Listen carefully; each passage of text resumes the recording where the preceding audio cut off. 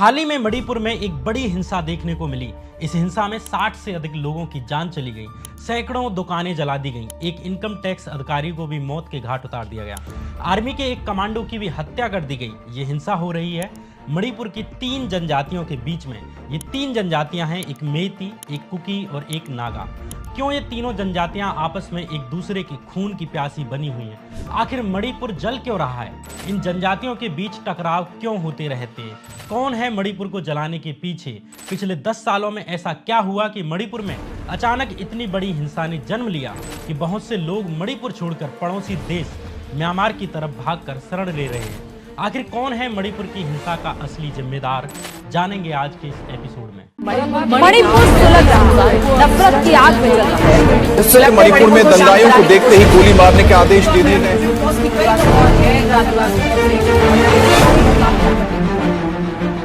नमस्कार, मैं श्याम मीरा सिंह। मणिपुर राज्य में फैली नस्लीय हिंसा की कहानी को समझने से पहले आपको थोड़ा सा मणिपुर के बारे में जानना होगा। भारत के नॉर्थ ईस्ट इलाके में स्थित मणिपुर म्यांमार देश से भी अपनी सीमाएं साझा करता है। मणिपुर राज्य को एक फुटबॉल मैच के मैदान की तरह आप मानिए, जिसके बीच मैदान में इसकी राजधानी है, यानी इम्फाल शहर। इम्फाल शहर के चारों ओर पहाड़ियां हैं। मणिपुर की राजधानी इम्फाल में सबसे ज़्यादा जनसंख्या मेती कम्युनिटी की है। वहीं चारों ओर फैली इन पहाड़ियों में नागा और कुकी जनजातियों के लोग रहते हैं। मेती समुदाय के अधिकतर लोग हिंदू धर्म को मानने वाले हैं, वहीं कुकी और नागा ईसाई और मुस्लिम धर्म से जुड़े हुए हैं। मेती समुदाय जनसंख्या और संपत्ति के मामले में मणिपुर में सबसे आगे है, डोमिनेट करता है। मणिपुर राज्य की करीब 53% जनसंख्या अकेले मेती समुदाय से आती है। वहीं 40% जनसंख्या नागा और कुकी समुदाय से आती है, जिसमें नागा 24% के करीब हैं और 16% के करीब कुकी हैं। 18वीं शताब्दी में पहले जब मणिपुर पर मेतेई समुदाय के राजाओं का राज हुआ करता था, तब मेतेई समुदाय के लोगों के पास अपना एक अलग धर्म था, जिसे मेती धर्म कहते हैं। मेती धर्म को ही सनमाहावाद भी कहा जाता है। मेती धर्म कोई 2000 से ज़्यादा साल पुराना धर्म है, यानी ईसा मसीह से पहले भी इसके मौजूद होने के साक्ष्य मिलते हैं। यानी मणिपुर का मेती समुदाय न केवल पहले से जनसंख्या के मामले में बहुसंख्यक था, बल्कि उसके पास अपना धर्म था। लेकिन 18वीं शताब्दी में चैतन्य वैष्णव संप्रदाय के साधुओं ने मणिपुर में वैष्णव धर्म का प्रचार शुरू कर दिया। इन्हीं साधुओं में से एक थे शांतिदास अधिकारी और गुरु गोपाल दास। इन्हीं दोनों साधुओं के प्रभाव में आकर मणिपुर के राजा गरीब नवाज, जिसका बचपन का नाम था पाम्बेहेवा, इसी ने मेती धर्म को छोड़कर वैष्णव धर्म को अपनाया। जब राजा ने ही हिंदू धर्म को अपना लिया, तो मेती समुदाय के अधिकतर लोगों ने भी हिंदू समुदाय अपना लिया। इस तरह मणिपुर में अब हिंदू धर्म सबसे बड़ा धर्म बन गया। मणिपुर के राजा गरीब नवाज ने ही साल 1717 में हिंदू धर्म को मणिपुर का राजधर्म बना दिया। इससे पहले मणिपुर का नाम कांगली पाक हुआ करता था, लेकिन अब गरीब नवाज ने इसका संस्कृत नाम यानी मणिपुर रख दिया। लेकिन साल 1891 में अंग्रेजों ने मेतियों को हरा दिया। वो मणिपुर जो अब तक स्वतंत्र रूप से मेती राजाओं के द्वारा शासित किया जा रहा था, अब उस पर अंग्रेजों का शासन आ गया। जब अंग्रेज भारत से जाने लगे, तब 14 जनवरी 1947 के दिन एक बार फिर मणिपुर एक स्वतंत्र देश बन गया। लेकिन 15 अक्टूबर 1949 के दिन मणिपुर को भारत में मिला लिया गया। तब से लेकर अब तक मेती समुदाय मांग कर रहा है कि हमें भी अनुसूचित जाति का दर्जा दिया जाए, यानी कि शेड्यूल्ड ट्राइब का दर्जा दिया जाए, यानी एसटी का दर्जा दिया जाए, ताकि मेती समुदाय के लोगों को भी आरक्षण के तहत नौकरियां मिल सकें। मेती समुदाय की दलील है कि 1949 में मणिपुर का भारत में जब विलय किया गया था, उससे पहले भी मेती को यहाँ पर जनजाति का दर्जा मिला हुआ था। मेती समुदाय की ये मांग बाकी 2 बड़े समुदायों कुकी और नागाओं को नागवार गुजरती है, जिन्हें पहले से ही एसटी का दर्जा मिला हुआ है। इधर मेती समुदाय के द्वारा एसटी स्टेटस की डिमांड की जा रही थी। ऊपर से सरकार में भी मेती समुदाय के विधायक अधिक थे। मणिपुर के मुख्यमंत्री भी एन बीरेन सिंह भी मेती समुदाय से आते हैं। इसी बीच 3 मई 2023 के दिन हाल ही में एक कोर्ट का एक आदेश आता है। यह आदेश भी मेती समुदाय के फेवर का रहा। कोर्ट के इस आदेश के बाद ही पूरे मणिपुर में आगजनी की घटनाएं शुरू हो गई। मणिपुर के हाईकोर्ट ने राज्य सरकार को आदेश दिया कि वो मेती समुदाय को अनुसूचित जनजाति में शामिल करने की पहल शुरू करे। कोर्ट के इस आदेश के बाद राज्य के अन्य आदिवासी समूह, जिसमें खासतौर पर नागा और कुकी जनजाति समेत 34 जनजाति के लोग शामिल हैं, वे सब इसके विरोध में आ गए। इसी दिन all tribal students union Manipur यानी ATSUM ने भी 3 मई के दिन ही आदिवासी एकजुटता मार्च का आयोजन किया हुआ था। इस विरोध मार्च में शामिल होने के लिए मणिपुर के पहाड़ी जिलों से लोग ट्रकों और गाड़ियों में भरकर आने लगे। इसी दौरान मणिपुर के अलग अलग जिलों में हिंसा भड़क गई और करीब 60 से अधिक लोगों की जान चली गई। लेकिन ये कहानी उतनी सरल नहीं जितनी मालूम पड़ती है। ये सिर्फ एसटी स्टेटस की लड़ाई नहीं है, बल्कि असल में इसके पीछे एक बड़ी राजनीति है। पिछले 6 साल से मणिपुर में भाजपा की सरकार है और मुख्यमंत्री हैं एन बीरेन सिंह। यानी एक कार्यकाल पूरा करने के बाद मणिपुर में वे दोबारा से सरकार में लौटे हैं। लेकिन बीरेन सिंह के दूसरे कार्यकाल में ऐसा क्या हुआ कि आज मणिपुर की जनजातियों में और गैर जनजातियों के बीच इतने मनमुटाव आ गए कि हिंसा इतनी बढ़ गई कि आर्मी को शूट एट साइट के ऑर्डर देने पड़े। इतनी हिंसा क्यों हुई कि केंद्र को भी हवाई रास्ते से अर्धसैनिक बलों की टुकड़ियां भेजनी पड़ी। वर्तमान हालात ये हैं कि इम्फाल में मेते की जनसंख्या अधिक है और कुकी समुदाय यहाँ पर अल्पसंख्यक है, इसलिए इम्फाल में चुन चुन कर कुकी समुदाय के घरों को टारगेट किया जा रहा है। वहीं पहाड़ी इलाकों में कुकी और नागा समुदाय के लोग ज़्यादा रहते हैं, तो वहाँ पर मेतेई अल्पसंख्यक हैं, यहाँ पर मेतेई समुदाय के लोगों पर हमला किया जा रहा है। इम्फाल में इनकम टैक्स अधिकारी लेमिन थांग को घर से खींचकर उनकी हत्या कर दी गई। वे कुकी समुदाय से आते थे। इससे पहले चुराचांदपुर जिले में मेतेई समुदाय से आने वाले सीआरपीएफ के एक कोबरा कमांडो की भी ऐसे ही हत्या कर दी गई। वे छुट्टी पर आए हुए थे, उन्हें घर से निकाला गया और गोली मार दी गई। आखिर मणिपुर में वर्तमान सरकार यानी कि भाजपा सरकार ऐसा कौन सा गेम खेल रही है कि उसकी कीमत राज्य के निर्दोष नागरिकों को चुकानी पड़ रही है। अब इस कहानी को थोड़ा और अच्छे से समझते हैं। जैसा कि पहले ही बताया गया कि मणिपुर को खेल के मैदान की तरह समझिए, जिसके बीच में ग्राउंड है और अगल बगल दीवारें हैं, पवेलियन है। वैसे ही मणिपुर के बीच में राजधानी इम्फाल है और अगल बगल के इलाकों में पहाड़ है। इम्फाल में मेइती समुदाय के लोग रहते हैं, वहीं पहाड़ों पर कुकी और नागा जनजातियां रहती हैं।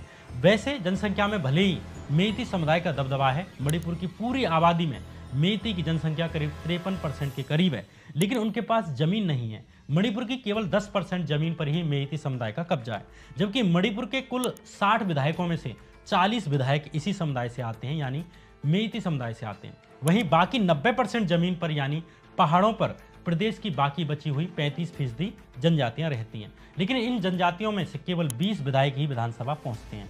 मणिपुर की वर्तमान प्रॉब्लम इसी गणित के आसपास घूम रही है और भाजपा की नज़र इन मेइती समुदाय के लोगों पर ही है, जिनमें अधिकतर हिंदू धर्म में आस्था रखते हैं और जनसंख्या में बहुमत में भी हैं। इन्हीं मेइती वोटरों को अपनी तरफ करने के लिए भाजपा मणिपुर में ऐसी नीतियां चला रही है कि मणिपुर की ये तीनों कम्युनिटीज आपस में लड़ती रहें और मेइती भाजपा को वोट करते रहें। मेइती अधिकतर हिंदू समुदाय को अपना चुके हैं और जिन 33 समुदायों को जनजाति का दर्जा मिला हुआ है वे नगा और कुकी जनजाति के रूप में जाने जाते हैं। ये दोनों जनजातियां मुख्य रूप से ईसाई हैं और मुस्लिम हैं। इससे पहले यहाँ कांग्रेस की सरकार थी, जिसे मेइती और बाकी सभी जनजातियां वोट किया करती थी। कई बार मणिपुर की स्थानीय पार्टियां भी चुनाव जीती, लेकिन भाजपा का पहला मुख्यमंत्री साल 2017 में बनता है। इसके बाद दोबारा 2022 में भी भाजपा ही चुनाव जीतकर लौटती है। इसलिए भाजपा ऐसा कुछ ना कुछ करती रहती है जिस कारण बहुसंख्यक मेइती समाज उसे ही वोट करता रहे। इसलिए मणिपुर राज्य की जनजातियों और गैर जनजातीय समुदायों को आपस में लड़ाना और उन्हें बांटे रखना भाजपा के लिए बेहद जरूरी है। ऐसा नहीं है कि मेइती समुदाय अभी ही अपने लिए एसटी स्टेटस की मांग कर रहा है, बल्कि वे लंबे समय से इसकी डिमांड कर रहे हैं और राज्य के आदिवासी समूह तब से ही इसका विरोध करते आ रहे हैं। इस विरोध की सबसे बड़ी वजह है राज्य की आबादी और राजनीति दोनों में मेइती समुदाय का दबदबा होना, क्योंकि राज्य की 60 सीटों में से 40 विधानसभा सीटें सेंट्रल वैली में हैं, यानी इम्फाल वाले एरिया में हैं, यानी मणिपुर का प्रमुख इलाका राजनीतिक रूप से मेइती समाज के कंट्रोल में है। अब कुकी और नगा जैसी पहाड़ों पर रहने वाली जनजातियों को डर है कि मेइती जनसंख्या में भी ज़्यादा हैं, राजनीति में भी ज़्यादा हैं, उनके विधायक भी ज़्यादा हैं, और अगर उन्हें एसटी का दर्जा भी दे दिया जाता है तो बाकी जनजातीय समुदाय जो असल में जंगलों में रहते हैं, पहाड़ों में रहते हैं, वे पीछे रह जाएंगे। इन जनजातियों का कहना है कि मेइती समुदाय आदिवासी नहीं है,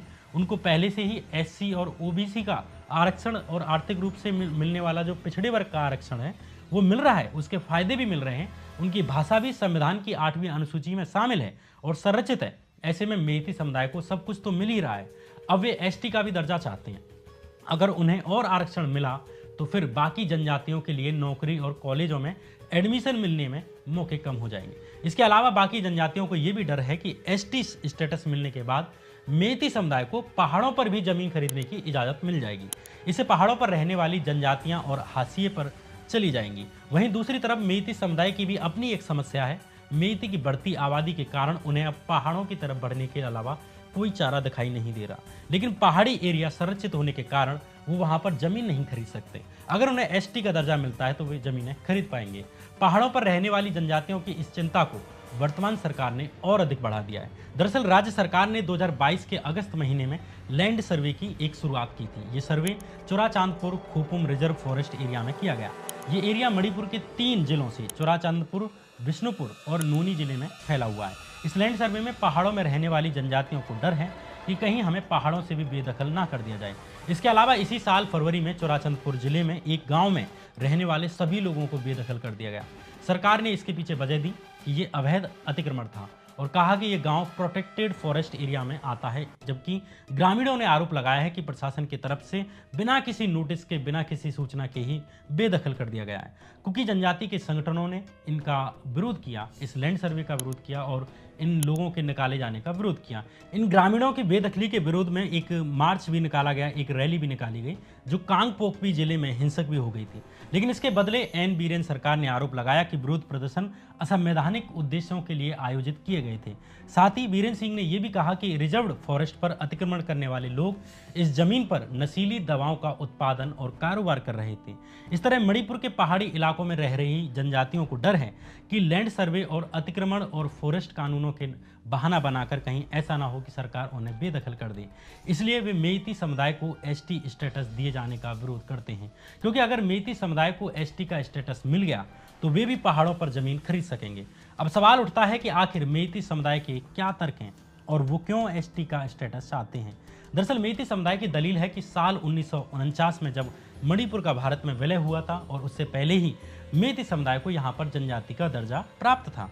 मेइती समुदाय का ये भी तर्क है कि उन्हें अपने पूर्वजों की जमीन, परंपरा, संस्कृति और भाषा की रक्षा के लिए जनजाति का दर्जा मिलना जरूरी है।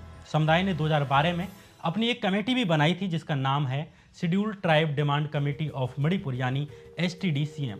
इनका कहना है कि मेइती समुदाय को बाहरी लोगों के अतिक्रमण से बचाने के लिए एक संवैधानिक ढांचे की, एक संवैधानिक कवच की जरूरत है।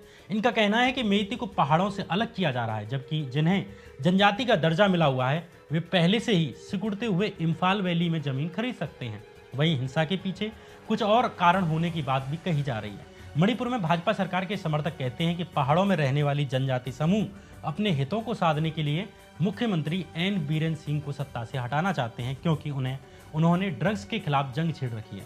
प्रदेश में बीरेन सिंह की सरकार अफीम की खेती को नष्ट कर रही है और कहा जा रहा है कि इसकी मार म्यांमार के अवैध प्रवासियों पर भी पड़ रही है जो मणिपुर में आकर रह रहे हैं। ये लोग दावा करते हैं कि म्यांमार से आने वाले अवैध प्रवासी मणिपुर की कुकी और जोमी जनजाति से ताल्लुक रखते हैं। इसका एक उदाहरण 2 मई 2023 के दिन किए गए सीएम एन बीरेन सिंह के एक ट्वीट को भी ले सकते हैं। दरअसल चुराचंदपुर में पुलिस ने 2 लोगों के पास से 16 किलो अफीम बरामद की थी। उसी पर मुख्यमंत्री ने लिखा था कि ये लोग हमारे वनों को बर्बाद कर रहे हैं और सांप्रदायिक मुद्दे को अपने ड्रग्स बिजनेस के लिए भड़का रहे। हालांकि ड्रग एक बहाना है, असलियत ये भी है कि भाजपा बाकी देश की तरह ही मणिपुर में भी बहुसंख्यक बनाम अल्पसंख्यक करके राज्य में शासन करना चाहती है। अफीम की खेती को रोकने की आड़ में सरकार ने चुराचांदपुर जिले में कुकी लोगों को बड़े पैमाने पर बेदखल किया है। इसलिए ये कहना गलत नहीं है कि पहाड़ी जनजातियों में अपने जंगलों से ही बेदखल किए जाने का जो डर है, मणिपुर की कलह का असली बिंदु यही है। कुकी जनजातियों के 3 संगठनों में और केंद्र सरकार और राज्य सरकार के बीच में साल 2008 में एक त्रिपक्षीय समझौता भी हुआ था ताकि मणिपुर में शांति बनी रहे, पहाड़ी जनजातियां अपनी मर्जी से जीती रहें और राज्य सरकार कम से कम हस्तक्षेप करे। लेकिन अब मणिपुर की भाजपा सरकार इस समझौते से पीछे हटती नजर आ रही है। इस कारण भी पहाड़ी जनजातियों में अपनी सुरक्षा और भविष्य को लेकर डर सता रहा है। ये डर इतना अधिक है कि कुकी समुदाय से आने वाले भाजपा के ही 4 विधायकों ने अप्रैल महीने में अपने विभिन्न पदों से इस्तीफा दे दिया और एन बीरेन सिंह को मुख्यमंत्री पद से हटाने की मांग को लेकर अपनी पार्टी भाजपा के बड़े नेताओं से मिलने के लिए वे दिल्ली भी आए। लेकिन ऐसे लगता है जैसे बहुसंख्यक मेइती समुदाय की वोट लेने के लिए भाजपा भी अपने मुख्यमंत्री एन बीरेन सिंह के साथ ही खड़ी है। मुख्यमंत्री बीरेन सिंह भी मेइती समुदाय से ही आते हैं। मेइती समुदाय का मणिपुर की राजनीति में इतना दबदबा है कि साल 1963 के बाद से राज्य में चुने गए 12 मुख्यमंत्रियों में से 10 मुख्यमंत्री मेइती समुदाय से ही आते हैं और सिर्फ 2 मुख्यमंत्री ही नागा जनजाति से थे, बाकी सभी मेइती के ही हुए। इससे पहले मणिपुर में कांग्रेस ही जीतती आई, उसे हर धर्म और समुदाय के लोगों का वोट मिलता रहा। लेकिन अब भाजपा ने मेइती समुदाय की नब्ज पकड़ ली है। मेइती समुदाय को अपने पाले में लाने के लिए मणिपुर सरकार पहाड़ी जनजातियों को ठिकाने में लगाने लगी हुई है। वो चाहे लैंड सर्वे हो, चाहे पहाड़ी जनजातियों की बेदखली का मामला हो, चाहे उन्हें अवैध प्रवासी कहकर उनके बेसिक राइट्स को भी छीनने की बात हो।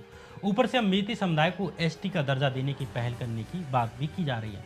लेकिन वर्तमान मणिपुर सरकार की इस नीति के कारण पहाड़ी जनजातियों में अपने अस्तित्व को लेकर सवाल उठने लगे हैं। उनके अंदर असुरक्षा की ये भावना ही मणिपुर को हिंसा के बारूद पर खड़ा कर चुकी है। वर्तमान मणिपुर सरकार का ये पैटर्न बाकी देश में भी देखने को मिल सकता है। किस तरह उत्तर प्रदेश चुनावों के वक्त 80 बनाम 20% की बात की गई, यानी हिंदू बनाम मुसलमान किया गया, और इसका फायदा भी भाजपा सरकार को मिला। लेकिन इस तरह की राजनीति में एक चीज पीछे छूट जाती है, वो है देश, वो है इस देश की एकता, वो है इस देश का सौहार्द। अलग अलग जातियों और समुदायों से आने वाले लोग जो इस देश की एकता को बनाते हैं, वे चाहे किसी भी भाषा, जाति, धर्म या क्षेत्र से आते हों। लेकिन मणिपुर में जिस तरह चौतरफा हिंसा देखी गई, वो हिंसा कभी ना कभी आपके और हमारे दरवाजे तक भी पहुंच सकती है। इसलिए जरूरी है कि राजनीतिक मुद्दों पर ही बात की जाए, स्कूल, अस्पतालों, गरीबी और डेवलपमेंट पर बात की जाए। धर्म की राजनीति अंततः एक राज्य को सुलगा रही है, इसे सबक लेने की जरूरत है। बहरहाल ये कहानी थी मणिपुर की, ये कहानी थी मणिपुर की 3 जनजातियों की और अपनी राजनीति के लिए उन्हें लड़वाने की। अगर आप इस चैनल पर पहली बार आए हैं तो सबसे पहले हमारा चैनल सब्सक्राइब कर दीजिए और वीडियो को लाइक कर दीजिए, और ये जरूर बता कर जाएं कि ये वीडियो आपको कैसी लगी और मणिपुर के जो हालात हैं उनको लेकर आपका क्या मत है। तब तक के लिए बने रहिए इस चैनल पर। नमस्कार।